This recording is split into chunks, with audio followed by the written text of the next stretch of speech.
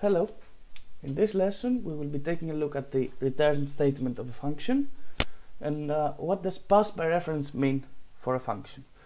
Okay, so first of all let's begin with an example of the use of the return function, of the return keyword, sorry.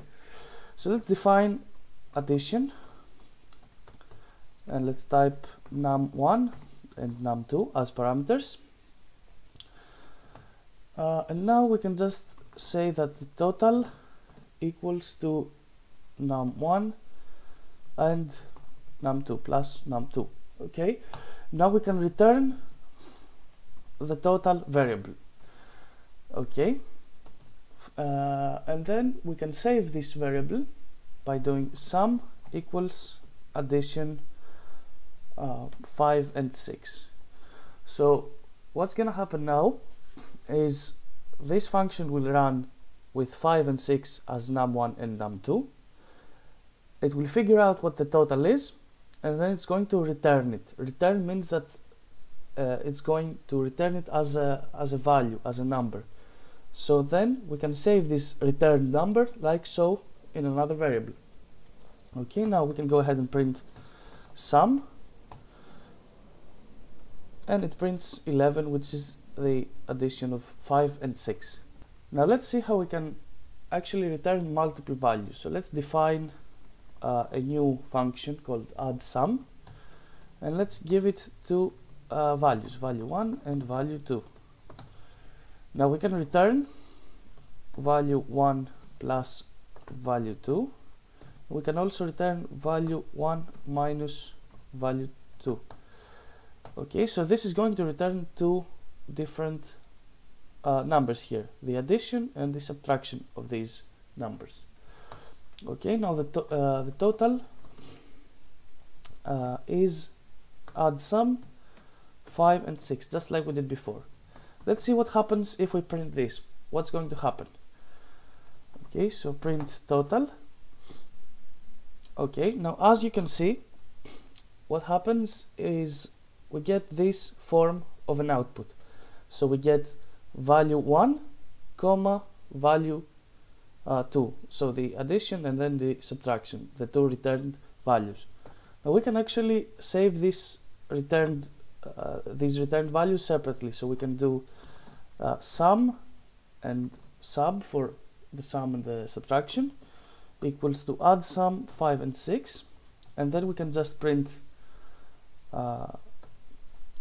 sum equals, and then we can use the sum variable, and then we can also say sub equals, and then we can use the sub variable. Okay, so let's run this. Okay, as you can see, sum equals to 11 and sub equals to -1. So we save these returned values to separate variables.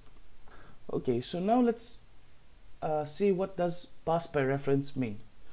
So all parameters of a function in Python use the passing by reference principle. Passing by reference means that when you modify a global variable inside of a function, when it's passed as an argument, this variable is modified outside of the function as well. So let's see an example of that. Let's create a list called refList, and let's set the values equal to these numbers. Now we can define a new function called changeList, and we can pass a parameter, the list. Okay, and actually, just so you don't get confused, I'm just going to type list here.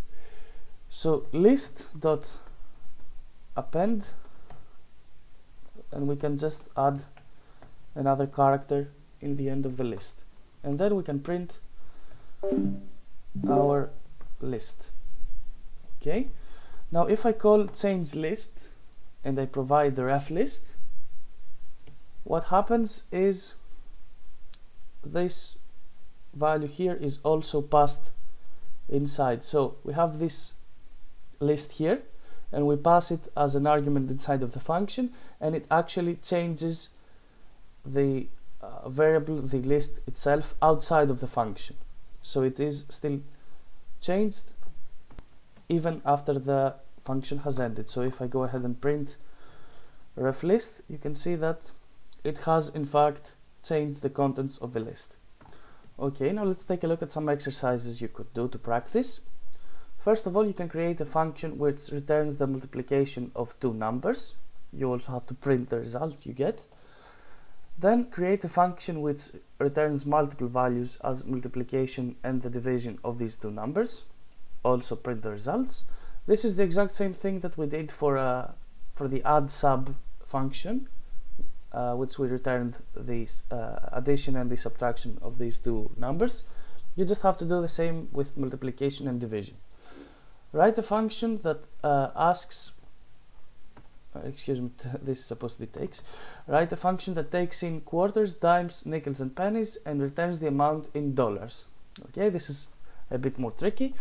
Modify the above function to ask the user for quarters, dimes, nickels and pennies. Okay, practice with these exercises and I'll see you in the next lesson.